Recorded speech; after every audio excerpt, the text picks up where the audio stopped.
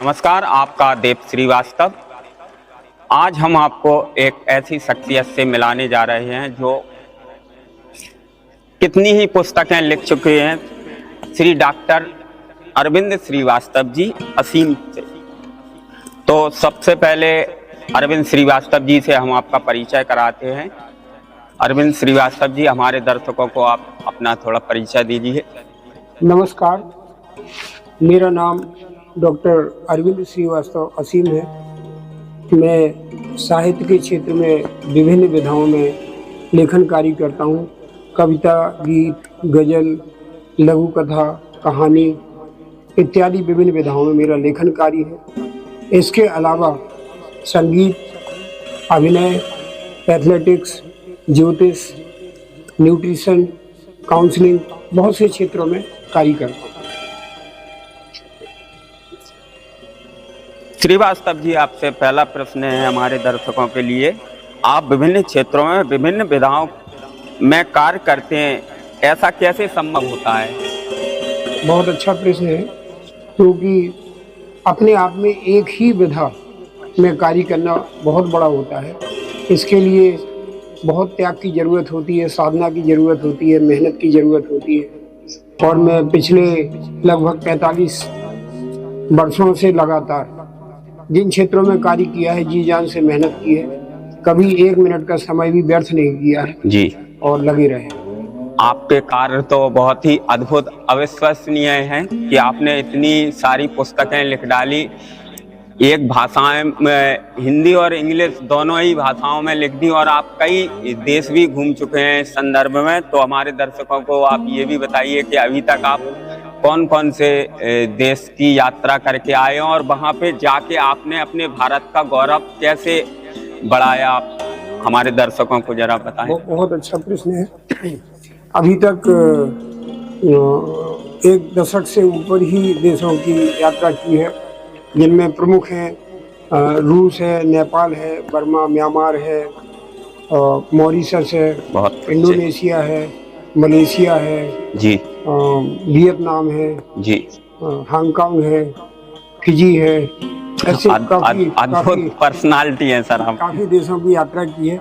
उसमें सबसे उल्लेखनीय मेरे लिए यह रहा कि वहाँ पे कई देशों में मुझे भारतीय संस्कृति, इसके अलावा राम कथा और हिंदी के विषय में बोलने का अवसर मिला। अभी कुछ समय पहले इंडोनेशिया में इकोहिस 2022। सर, आप राम कथा किन किन देशों में करके आ चुके हैं अभी तक? मुख्य रूप से 4 देशों में। अच्छा। मॉरिशस में, श्रीलंका में तो व्याख्यान था। इसके अलावा इंडोनेशिया में विश्व सम्मेलन में प्रथम वक्ता के रूप में राम कथा पर थे, और फिजी में। अद्भुत है सर के राम को, आप राम के नाम को, राम की कथा को हर उस देश में लेके जा रहे हैं जहाँ तक आप जा सकते हैं। और आगे का क्या प्लान है? राम जी की कृपा है, और आगे का प्लान, और मेरे लिए एक अच्छी सूचना भी है कि फिजी वासियों ने मुझसे कहा है कि आप एक लंबा कार्यक्रम लेके आए, मतलब 7 दिन से 10 दिन का, तो वहाँ पर मेरी कथा का आयोजन रखना चाहते हैं। इसके अलावा 5 दिन का कार्यक्रम मॉरिशस में है। अभी अक्टूबर में उसकी तारीख निर्धारित होने वाली है, लेकिन 5 दिन का मुझे बताया गया कि 5 दिन के लिए आपको वहाँ पर राम कथा करना है। बहुत बढ़िया। श्रीवास्तव जी, आपने इंडोनेशिया में आयोजित प्रथम विश्व सम्मेलन में भारत का प्रतिनिधित्व किया था। वहाँ के कुछ आप अनुभव हमारे दर्शकों से साझा कीजिए। बहुत अच्छा प्रश्न है जी। जब मुझे बताया गया कि इकोहिस 2022, जो कि सुग्रीवा यूनिवर्सिटी इंडोनेशिया ने किया था जी, मुझे यह बताया गया कि आप ही प्रथम वक्ता हैं, आपसे ही इस कार्यक्रम का शुभारंभ होना है। अरे मुझे बड़ी हैरानी हुई कि मैं तो बहुत छोटा व्यक्ति हूँ, और पूरे उस विश्व सम्मेलन में जापान, ऑस्ट्रेलिया, न्यूजीलैंड, मलेशिया, जाने कहाँ से लोग आए हुए थे, और इंडोनेशिया के राजनेता भी थे, यूनिवर्सिटी के बड़े बड़े पदाधिकारी भी थे, प्रोफेसर्स भी थे। और वहाँ पे सबसे बड़ी बात थी कि मुझसे प्रश्न पूछे जाना थे कथा के बाद में मुझसे, और 2 मेरे वक्ताओं थे मलेशिया और इंडोनेशिया के, हम तीनों से मिलकर 10 प्रश्न पूछे जाना थे। तो मुझे लगता है कि मैंने जो अपना कथा प्रारंभ की या व्याख्यान प्रारंभ किया, वो भगवान राम के श्लोकों से किया। और इसके बाद में अंग्रेजी में हमें बोलना था, अंग्रेजी में था, मैंने बीच में हिंदी भी बोली कुछ, तो लोगों ने बहुत पसंद किया क्योंकि अन्य वक्ताओं ने गद्य में रखा था अपना सब कुछ। मैंने उसमें गद्य भी रखा, उसमें गायन भी रखा, अपना एक गीत का छोटा हिस्सा भी रखा, जो दर्शकों ने बहुत पसंद किया। और जब मैं वहाँ से इस कार्यक्रम से बाहर आया तो मुझे भारतीय मित्रों ने बड़ी बधाइयाँ दी, बोले सबसे ज़्यादा आपको तालियां मिली और जनता ने आपको बहुत सराहा। और एक उपलब्धि और हुई कि उस कार्यक्रम में मलेशिया के कुछ राजनेता भी आए थे और वहाँ जो विश्व सम्मेलन होना था उसके पदाधिकारी भी आए थे। उन्होंने मुझे तुरंत एक आमंत्रण दिया कि मेरा मलेशिया में 3 दिन का आयोजन है, आप आमंत्रित हैं, आप पधारिए। मेरे लिए बहुत बड़ी, अरे बहुत ये तो बहुत ही हमारे देश के लिए गर्व की बात है। अभी श्रीवास्तव जी, हाल ही में आप फिजी की यात्रा करके आए हैं, जिसको भारत की संज्ञा में देखा जाता है क्योंकि वहाँ पर राम कथा, ये सारी भारतीय सांस्कृतिक हमारे देवी देवताओं को अपने देश के माना जाता है। तो वहाँ के कुछ अनुभव हमारे दर्शकों को आप साझा कीजिए। देखिए, फिजी इतना अच्छा देश है कि चारों तरफ समुद्र से घिरा हुआ है, इतना खूबसूरत देश है कि उसे 7th हेवन कहा जाता है, 7वां स्वर्ग। बहुत सुंदर देश है, छोटा देश है लेकिन सुंदर है। वहाँ पे भारतीय संस्कृति के फॉलोअर्स या भारतीय संस्कृति को मानने वाले बहुत हैं। मुझे मौका मिला, मैं वाणिज्य दूतावास में गया, वहाँ हाई कमिश्नर से भी, कॉन्सुलेट जनरल से भी मिला, जिन्होंने वहाँ पे राम कथा, रामलीला और भारतीय संस्कृति के बारे में बताया कि यहाँ पे बहुत स्कोप है। इसके बाद में सुबह, जो कि उनकी राजधानी है, सुबह में प्रतिनिधि सभा में गया, उनके सचिव ने मुझे ध्वज भेंट किया सनातन धर्म का कि आप विश्व में सनातन धर्म का काम कर रहे हैं। मेरा सौभाग्य है कि मुझे उन्होंने भेंट किया। इसके बाद में एक कार्यक्रम होली के पहले 22 तारीख को वहाँ पे रखा गया। शायद हम लोगों के समय में बहुत फर्क रहता है, जब वहाँ रात होती है तब यहाँ सुबह होती है। तो 22 तारीख को उनके यहाँ चल रही थी, अपने यहाँ हो सकता है 23 आ गई हो जी। तो उन्होंने मुझे कार्यक्रम में आमंत्रित किया था। मेरा बड़ा बैनर लगा कि वहाँ पे हम 2 लोग थे, एक जगत गुरु राम भद्राचार्य जी की शिष्या थी जी, और एक मेरा था, दोनों का वहाँ पर व्याख्यान था। और उस व्याख्यान में मुझे 3 विषय पर बोलना था। भारतीय संस्कृति क्या है, भारतीय संस्कृति सारी दुनिया को कैसे प्रभावित करती है। दूसरा मेरा विषय था कि हिंदी आज विश्व स्तर पे किस तरह से आगे बढ़ रही है, क्योंकि मैं दुनिया के बहुत से देशों में जाता हूँ, वहाँ पे मुझे हिंदी भाषी मिलते हैं, उनसे जानने का और अपनी बात रखने का मौका मिलता है। और तीसरा मुझे राम कथा का वैश्विक स्तर पर प्रभाव जी, बहुत इन 3 विषय पे मुझे बोलना था। अच्छा सर, इसी मौके पर आप हमारे दर्शकों को चाहेंगे हम कि आप कोई ये आपकी जो राम कथा है आप उसको जरा बताएं, किस तरह से आपने जी राम कथा का प्रारंभ जैसा कि आम कथाकार करते हैं जी, मैं भी करता हूँ, उसी तरह से भगवान राम के चरणों में कुछ श्लोक निवेदित करता हूँ, हनुमान जी महाराज के चरणों में निवेदित करता हूँ। और मैं चाहता हूँ कि मैं एक छोटा सा गीत जो मैंने मॉरिशस में रामायण के प्रति और हनुमान चालीसा के प्रति प्रेम देखा तो मेरा हृदय भराया कि इतना तो हम भारत में भी नहीं करते हैं जितना मॉरिशस वासी करते हैं। तो एक गीत वहां से आने के बाद लिखा था, उसकी मैं 2 पंक्तियां प्रस्तुत करना चाहूंगा, देखिएगा। राम नाम सुमिरन से, राम नाम सुमिरन से राम मिला करते हैं, राम नाम सुमिरन से राम मिला करते हैं, राम नाम सुनने से राम मिला करते हैं। ये मेरा पहला गीत मॉरिशस से आने के बाद में मैंने लिखा था। अब चूंकि बात चल पड़ी है गीत के माध्यम से, तो मैं 4 पंक्तियां कि राम आखिर है क्या। जी सर, जरूर सुनना चाहेंगे। राम कहना चाहते हैं आप भाव से कुभाव से अनख आलस हूँ, आलस के साथ भी अगर राम का नाम लेते हैं तो क्या प्रभाव पड़ता है जीवन में। कुल 4 पंक्तियां हम देख रहे हैं, जरूर हमारे दर्शकों को बताएं जी। राकर अज्ञान दूर आकर सब पाप नष्ट, रा जप से अज्ञान दूर होता है और आ शब्द के उच्चारण से पाप नष्ट हो जाते हैं। ये नियमित करने से मनुष्य का हृदय पवित्र होता है। देखिए, राकर अज्ञान दूर, आकर सब पाप नष्ट। माँ देता शीतलता, दूरता पुत्रई कष्ट। नाम की असीम शक्ति, नाम की असीम शक्ति, ग्रंथ कहा करते हैं। राम नाम सुनने से राम मिला करते। जय सिया राम।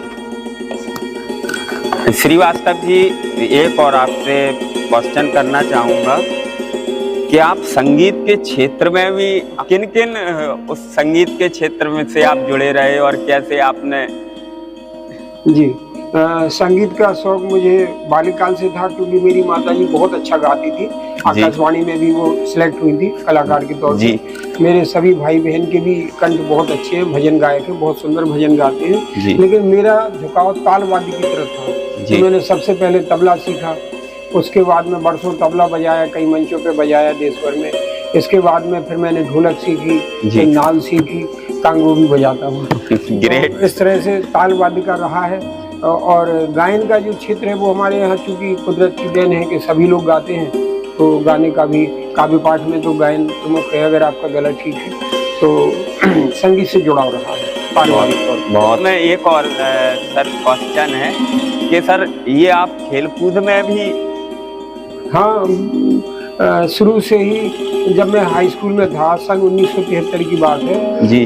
उस समय मुझे बहुत बड़ा खिलाड़ी नहीं माना जाता था क्रिकेट का, लेकिन एक मैच मोड़ तहसील में था। उस मैच में मैंने 10-12 रन बनाए थे और 1, 2 या 3 ऐसे विकेट भी लिए थे। तो उस मैच में लोगों ने मेरी प्रशंसा की तो मेरा उत्साह बढ़ गया। उसके बाद तो सर आपने सुना है काफी उपलब्धियां खेल के मैदान में भी प्राप्त करते चले गए। बहुत समय खेली, फिर मैं एक अच्छी टीम का कैप्टन भी रहा। इसके बाद में वॉलीबॉल भी खेलते रहे। इंडोर में शतरंज बहुत अच्छे लेवल पे खेली, कई स्टूडेंट नेशनल लेवल के खिलाड़ी बने। सबसे बड़ी बात ये रहा कि मैं एथलेटिक्स से जुड़ा और स्टेट लेवल पे मुझे 2 पदक मिले, 100 मीटर की दौड़ में और 200 मीटर की दौड़ में। अभी 2 वर्ष पहले 2021 में मिले थे जी। 22 में मैं मॉरिशस में था तो मैं भाग नहीं ले पाया। 23 में अभी हम वहाँ पर थे, ऑस्ट्रेलिया का टूर था हमारा। अच्छा। तो 23 में भी भाग नहीं ले पाया, वही टाइम था उसका। लेकिन इस साल मैं तैयारी कर रहा हूँ कि 100 मीटर और लॉन्ग जंप, इन 2 के लिए मैं तैयारी कर रहा हूँ। और नेशनल लेवल पे भी मैंने चेन्नई में भाग लिया है और उसमें भी प्रतिभागिता रही है, 100 मीटर, 200 मीटर और 5 किलोमीटर। अद्भुत सर, आपके कार्य हैं जो लोगों को एक नई प्रेरणा देते हैं, जिससे कि कोई भी हार ना माने। अच्छा श्रीवास्तव जी, आपके निकटतम भविष्य में किन किन देशों की यात्रा करने का? अभी अक्टूबर में मेरी राम कथा का कार्यक्रम है। अगर प्रभु राम जी की कृपा होगी और मुझे वो अवसर मिलेगा, मैं इंतजार कर रहा हूँ। सर जरूर मिलेगा। मुझे मॉरिशस की जनता के सामने अपनी बात रखने का मौका मिले जी। और 5 दिन मुझे उस कथा का सुनाने का अवसर मिलेगा। तो अक्टूबर में अभी तक जो सूचना है हमें हमारे ग्रुप के द्वारा कि अक्टूबर में आपकी 5 दिन का कथा का आयोजन वहाँ पे किया जा रहा है। तो अभी अक्टूबर में वो है। नवंबर में हमें एक बड़ी संस्था है अंतर्राष्ट्रीय स्तर की, उसने कहा है कि आपको मॉरिशस फिजी फिर से चलना है। अच्छा। फिजी में वो हमारी 7 दिन का राम कथा का हमारा आयोजन है और 1-2 वक्ता और भी हो सकते हैं, लेकिन हमें अपना मालूम है कि अभी हमें मॉरिशस में और फिजी में आगे फिर प्रभु की कृपा के उस समय कोई और कार्यक्रम ना लग जाए। लेकिन अभी 2 जगह की मुझे सूचना है कि 2 जगह मुझे पहुंचना है। जी सर। सर आपने बाल साहित्य के क्षेत्र में भी काम किया है? जी, मुझे बच्चे बहुत अच्छे लगते हैं। बच्चों में एक ऊर्जा दिखती है। मैं हमेशा बच्चों से प्रेरित होता हूँ। जिस तरह से वो उछल कूद करते हैं, भागते दौड़ते, मुझे लगता है कि मैं भी भागूं और दौड़ूं। अभी भी मुझे कहीं एहसास नहीं होता है कि बढ़ती हुई उम्र का क्या प्रभाव होता है। अभी भी मैं कई चीज़ें ऐसी करता हूँ कि जो बच्चे ही कर सकते हैं। ये तो सर बच्चों का सौभाग्य होगा जो आपके साथ में चल के पदमार्ग करें और आपको देखकर वो कुछ आपके जैसा बनने की कोशिश करें। आपको एक बड़ी बात बताता हूँ, जब मैं स्टेट लेवल की चैंपियनशिप में भाग लेने गया तो मैं अपने नातियों के साथ दौड़ा, जो 12-13 वर्ष के हैं, और दौड़ में मैंने उन्हें हराया। तो मुझे लगा कि मेरी प्रैक्टिस ठीक चल रही है। और उन लोगों ने भी कहा कि बाबा आप तो बहुत तेज दौड़ लेते, तो मुझे बड़ी खुशी हुई और लगा कि ये बच्चे तो रेगुलर दौड़ रहे हैं और मैं भी प्रैक्टिस कर रहा था। और बच्चों के लिए मैंने साहित्य भी लिखा है, मैं आपको भी जल्दी उपलब्ध कराऊंगा। एक मेरी कविता की बाल काव्य संग्रह आया है, कुछ कहानियां भी लिखी हैं, कुछ साझा संग्रह में भी बच्चों की कविताएं आई हैं। अच्छा सर, ये निकटतम भविष्य में आपकी ये कितनी पुस्तकें प्रकाशित होने को अभी तक 30 के करीब हिंदी में है जी। 80 के करीब अंग्रेजी में शैक्षणिक हैं, जिनमें गाइड्स हैं, सीरीज हैं, ग्रामर बुक्स हैं और काफी संपादित हैं जी। और कई विशेषांकों का भी संपादन किया है, तो सब मिला के अभी तक 120 के करीब है। गिनना बड़ा मुश्किल हो जाता, बहुत किताबें हो गई हैं, लगभग 120 के आसपास किताबें अभी तक हो चुकी हैं और आने वाले समय में करीब 5-7 किताबें अभी चल रही हैं, जिसमें थोड़ा काम यात्राओं में समय निकल जाता है। इस तरह से कि थोड़ी मेहनत करेंगे तो वो भी प्रकाशित। अच्छा सर, एक छोटी सी बात पूछना चाहूँगा, आपकी इतनी एनर्जी भरी लाइफ का सीक्रेट क्या है? बहुत अच्छा प्रश्न है, क्योंकि ये सीक्रेट हमारे लाखों करोड़ों दर्शकों को मार्गदर्शित करेगा। देखिए, हमारे शास्त्र कहते हैं चर्यावेति चर्यावेति जी। इसका अर्थ होता है कि चलते रहो चलते रहो, और जो चलता रहता है प्रकृति उसकी मदद करती है। अगर जो चलना बंद कर देता है उसका जीवन वही समाप्त हो जाता है। मैं वृद्ध उसे मानता हूँ जो अनुभव ग्रहण करने में रुक जाए, वो वृद्ध है, जो जीवन को नई दिशाएं ना देता हूँ। तो मेरा हमेशा से यह सोच रही है कि हमें कुछ ना कुछ करना चाहिए। अभी भी मैं कई नई चीजें सीखता हूँ, ज्योतिष भी सीख रहा हूँ और भी कई चीजें सीख रहा हूँ। अच्छा, हस्तरेखा पे मैंने बहुत काम किया है। तो निरंतर कुछ ना कुछ नयापन, निरंतर कुछ ना कुछ सीखना, निरंतर कुछ ना कुछ करते रहना, ये स्वभाव है और आज तक पूरे जीवन में ऐसा ही करता रहा। इतने अवार्ड आप ले चुके हैं, तो आपको गिनती भी याद है या नहीं? क्योंकि अभी तक आप विदेशों में और अपने ही स्वदेश में कितने अवार्ड प्राप्त कर चुके हैं? क्योंकि मुझे तो लगता है ये तो पॉसिबल नहीं होगा कि आपको याद हो। देखिए देव जी, हिंदुस्तान में तो आए दिन हर 2-3-4 दिन में कोई एक सम्मान मिल जाता है, कभी ऑनलाइन कभी ऑफलाइन जी। तो गिनती रख पाना संभव नहीं होता है। कुछ समय तक मैंने कोशिश की, मैं लिखता रहा, लेकिन अब इतने हो गए कि लिखना भी मुश्किल लग रहा है। लेकिन हमें लगता है कि 300 के आसपास राष्ट्रीय स्तर, जिनमें प्रमुख याद है, जैसे लोकसभा अध्यक्ष ने सम्मान दिया जी, वन एवं पर्यावरण मंत्री ने अभी दिया कुछ समय पहले, स्वास्थ्य मंत्री ने दिया, गृह मंत्री ने दिया, बहुत सारे इस तरह के सम्मान तो फिर भी याद है, लेकिन अन्य सम्मान एकदम से याद नहीं है।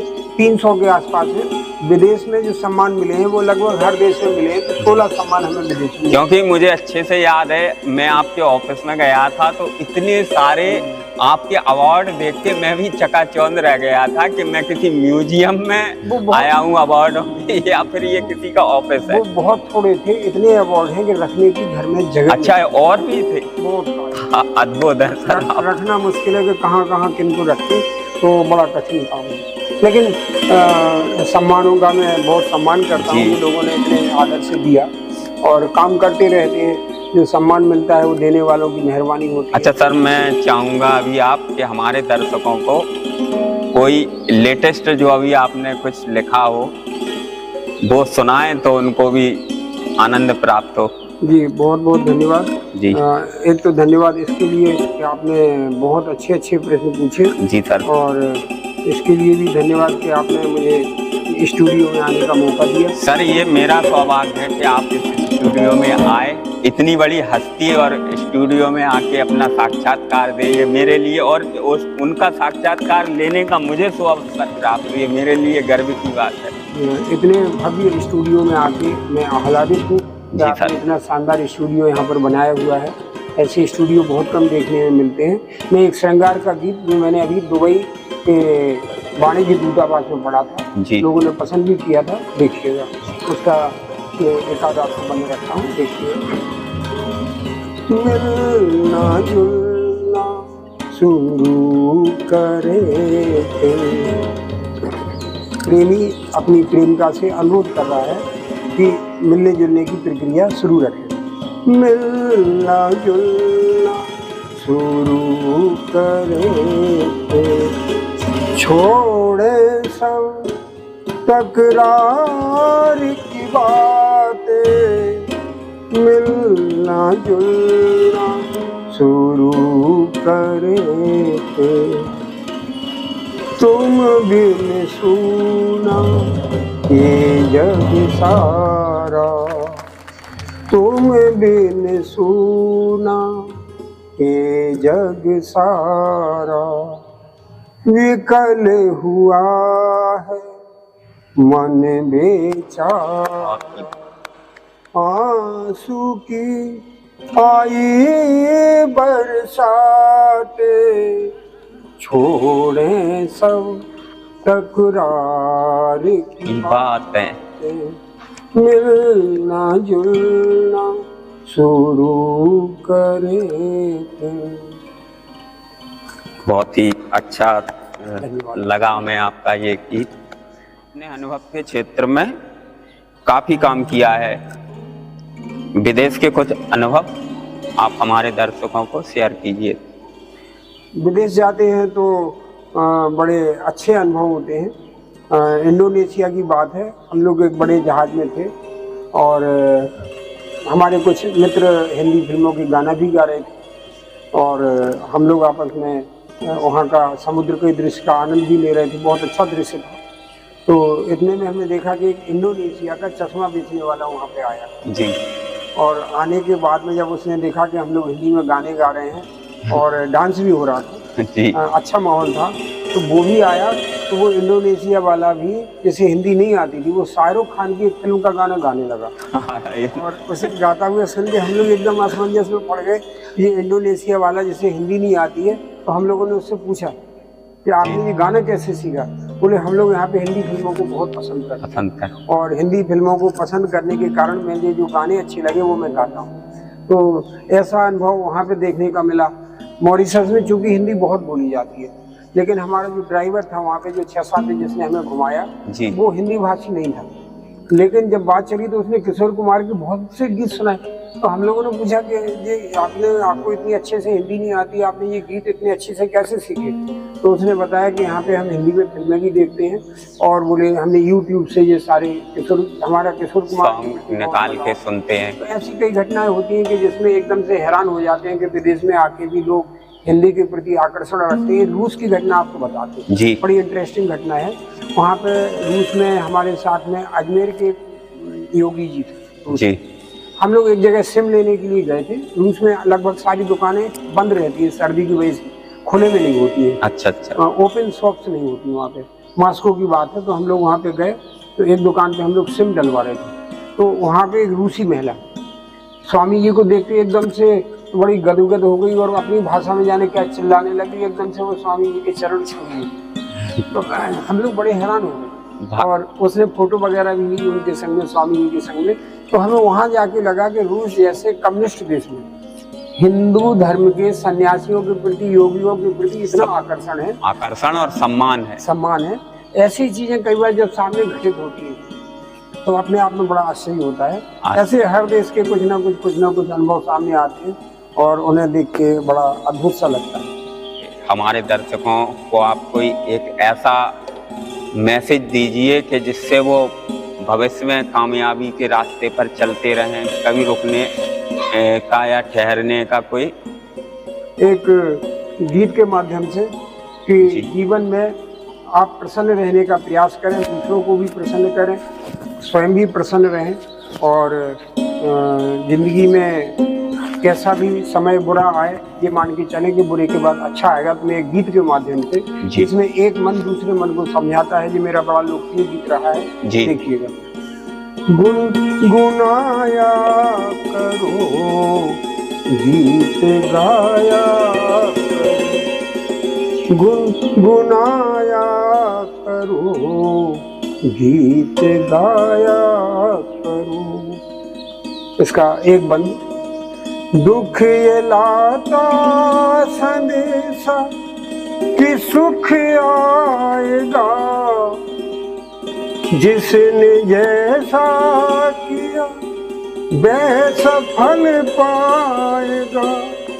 गम मिले या खुशी मुस्कुराया करो,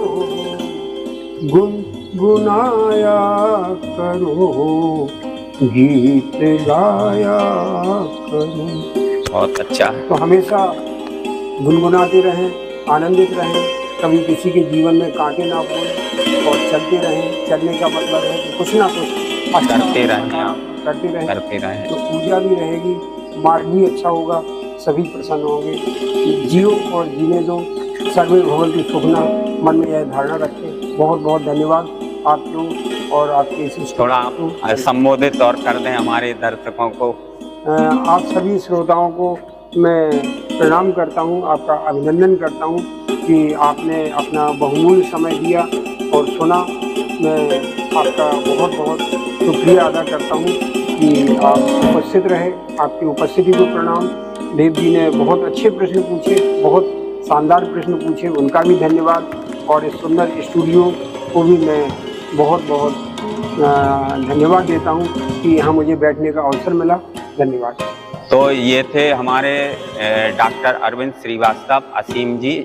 तो आपने श्रीवास्तव जी के द्वारा जाना कि इन्होंने आज भी 60 की उम्र के लगभग आपकी आयु हो चुकी है, उसके बाद भी आप कंटिन्यू कुछ ना कुछ वर्क करते रहते हैं। ये विशेष मैसेज हमारे युवाओं के लिए दिया है, जिसको आप फॉलो करके जीवन में श्रीवास्तव जी की तरह सफल कामयाबी के रास्ते पर चल निकलेंगे कि आप कभी रुकेंगे नहीं, आप कुछ ना कुछ करते रहिए। तो बहुत अच्छा लगा हमें श्रीवास्तव जी आप जो हमारे स्टूडियो में आए।